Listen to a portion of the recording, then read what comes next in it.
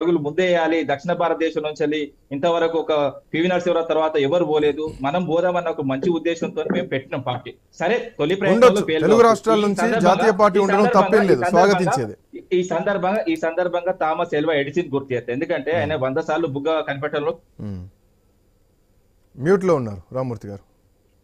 చర్చించుకుంటే 1980లో పుట్టిన ఏదైతే BJP party ఏదైతే 84లో పోటీ చేసినప్పుడు 2 సీట్లు వచ్చినాయి. 2 సీట్లు వచ్చినాయి, మొత్తం పని అయిపోయిందా? ఇప్పుడు మొన్న ఎలక్షన్ లో కూడా ఇప్పుడు చాలా రాష్ట్రాల్లో వాళ్ళకి సున్నాలు వచ్చినాయి, చాలా రాష్ట్రాల్లో వీళ్ళకి సున్నాలు వచ్చినాయి. ఖాతా కూడా అయిపోయిందంటే కాదు కదా. సున్నాలు రావడం అన్నది అందరికి వచ్చినాయి. ఇప్పుడు బీజేపీ పొత్తుకున్న పార్టీలకు వచ్చినాయి, దాదాపు కాంగ్రెస్ పొత్తులు ఉన్న పార్టీలు ప్రతి రాష్ట్రాల్లో ఖాతా కూడా చేయకుండా వచ్చిన వాళ్ళు ఉన్నారు. మేము కూడా గంతే తప్ప ఇప్పుడు మనకు సంఖ్య కాదండి, ప్రజల కోసం మనం కొట్లాడమా అన్నది ముఖ్యం. ఇంకొక క్వశ్చన్ రామ్మూర్తి గారు, ఒకటి చెప్పండి. తెలంగాణ సాధించుకున్నాం. రామ్మూర్తి గారు ఒక ప్రశ్న చెప్పండి. తెలుగుదేశం పార్టీ కూటమి గెలవడానికి మనం గతంలో కూడా మాట్లాడుకున్నాం. హైదరాబాద్ నుంచి మూకుమ్మడిగా బస్సులు మాట్లాడుకొని పోయి జగన్మోహన్ రెడ్డికి వ్యతిరేకంగా కూటమికి అనుకూలంగా ఇక్కడి నుంచి జనసేన మద్దతు, పవన్ కళ్యాణ్ మద్దతుదారులు కానీ అందరూ బస్సుల్లో వెళ్ళి హైదరాబాద్ నుండి అక్కడ ఓట్లేసి వచ్చిన విషయం మనం చూసాం. బయటి దేశాల నుంచి కూడా అభిమానులంతా కూడా ఓట్లేసి వచ్చింది చూసినాం. బట్ దీన్ని వైసీపీ ఎట్లా మలుచుకుందంటే మా సంక్షేమ పథకాలు నచ్చి మా కోసం పక్క రాష్ట్రాల నుంచి దేశ విదేశాల నుంచి ఓట్లేస్తున్నారు, మా కోసం వస్తున్నారు అని వాళ్ళు క్లెయిమ్ చేసుకుంటే రిజల్ట్ మనకు కనిపించింది. ఆఖరికి పోస్టల్ బ్యాలెట్ కూడా కనీసం ఒక 1% కూడా రానటువంటి పరిస్థితి. ఇట్లా నేపథ్యంలో హైదరాబాద్లో మాత్రమే బీఆర్ఎస్ పార్టీకి సీట్లు వచ్చినాయి. హైదరాబాద్ చుట్టుపక్కల మాత్రమే బీఆర్ఎస్ పార్టీకి అర్బనైజ్ ప్రాంతంలో సీట్లు వచ్చినాయి. అసలైన తెలంగాణ గ్రామీణ ప్రాంతం మొత్తం కూడా బీఆర్ఎస్ని వ్యతిరేకించింది. ఇప్పుడు ఒకవైపు జిహెచ్ఎంసీ ఎన్నికలు ఉన్నాయి, స్థానిక సంస్థల ఎన్నికలు ఉన్నాయి, అటు తొందరలోనే మళ్ళీ ఎమ్మెల్సీ ఎన్నికలు కూడా నెక్స్ట్ ఇయర్కు మార్చిలోనే ఫిబ్రవరిలోనే ఉన్నటువంటి పరిస్థితి. సో ఇట్లాంటి నేపథ్యంలో మీరు వైసీపీని అనుకూలించి మాట్లాడినటువంటిది సెల్ఫ్ గోల్ కాదా ఇది? ఇక్కడటువంటి ఓటర్లు కూడా జిహెచ్ఎంసీ ఎన్నికల్లో మళ్ళీ BJP side Congress party side turn అవుతారు. వైసీపీని అంత తక్కువ అంచనా వేయాల్సిన అవసరం లేదు, వాళ్ళకి 40% వస్తుంది. రాష్ట్ర ప్రజలే తక్కువ అంచనా వేస్తే మీరెందుకు వెనకేసుకొస్తున్నారు, మీరెందుకు భుజాన వేస్తున్నారు? వెనకేసుకొచ్చుడు కాదండి.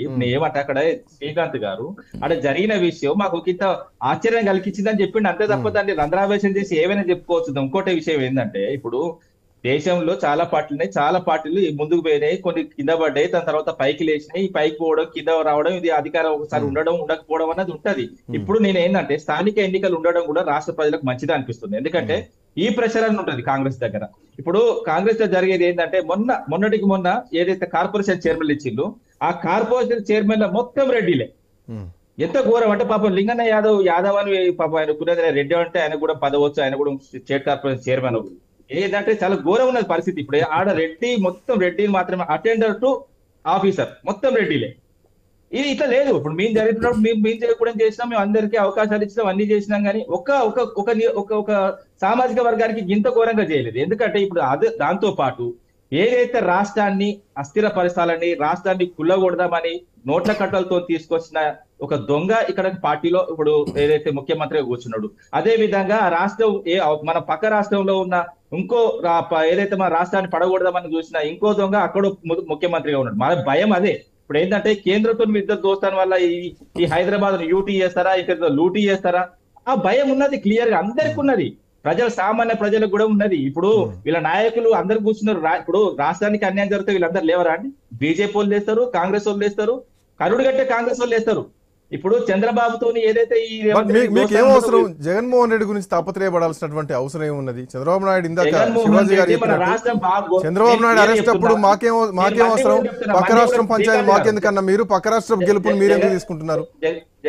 నేను చెప్తా, జగన్ కి చంద్రబాబుకి తేడా చెప్తా. జగన్ మన ప్రభుత్వాన్ని పడగొడదామని చూడలేదు, చంద్రబాబు పడగొడదామని చూసిండు, అణువున అన్యాయం చేసిండు అన్ని విధాలుగా. కరెంటు ఇప్పుడు చెప్తా వినండి, మనకు ఏదైతే రాష్ట్రం ఏర్పడిన తర్వాత 7,500 లోటు ఉంటే మనకు ఆ లోటు మనకు ఏదైతే మనకు 53 పాయింట్ ఎబో మనకు రావాలి, 47 చేంజ్ వాళ్ళకి రావాలి. ఇది ఆంధ్రకు దాదాపు 5 ఏళ్ళు కరెంట్ రాకుండా చేసి కుట్ర చేసి తెలంగాణకు అన్యాయం కావాలని, తెలంగాణ కారు చీకట్లో పోవాలని చూసింది చంద్రబాబు నాయుడు కాదా?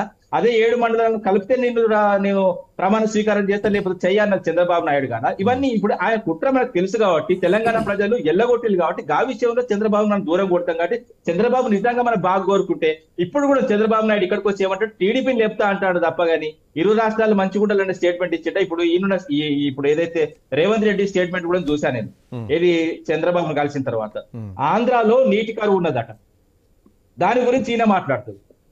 నీ రాష్ట్రం గురించి మాట్లాడు. మీరు కూడా అన్నారు కదా రాయలసీమను రతనాల సీమని చేస్తాను, మీరు కూడా అన్నారు కదా.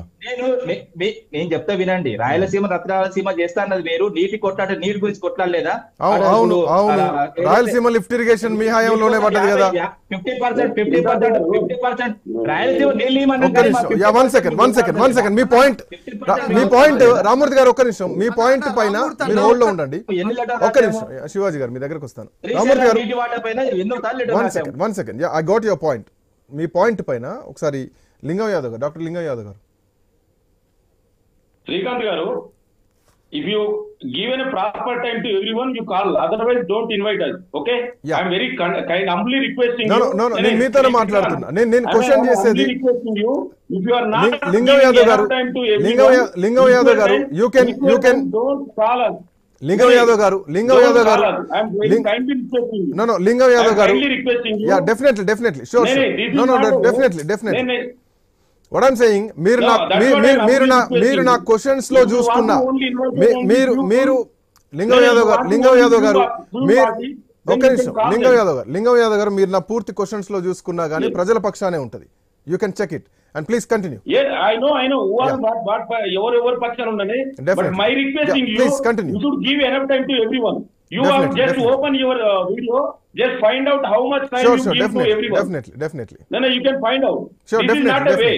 Yeah, no, when I am talking to you, interrupted, but you didn't give me that. మిగతా వాళ్ళు ఎవరు ఇంటరప్ట్ చేయొద్దు please. No, don't interrupt anyone. Sir, no, we are here to time waste. No need to time waste. ఒక్క నిమిషం, రామూర్తి గారు మధ్యలో రావద్దు. రామూర్తి గారు చాలా విషయాలు మాట్లాడాలి, మధ్యలో ఇన్వాల్వ్ అవ్వద్దు దయచేసి. Don't involve anyone. Linganna Yadav అందరూ మాట్లాడమంటున్నారు. మాట్లాడు లింగం యాదవ్ గారు. యా నేనేమంటున్నా అంటే, ఇవాళ మిత్రుడు చాలా మంది చెప్తుడు, ఇంకా బీఆర్ఎస్ నాయకుడు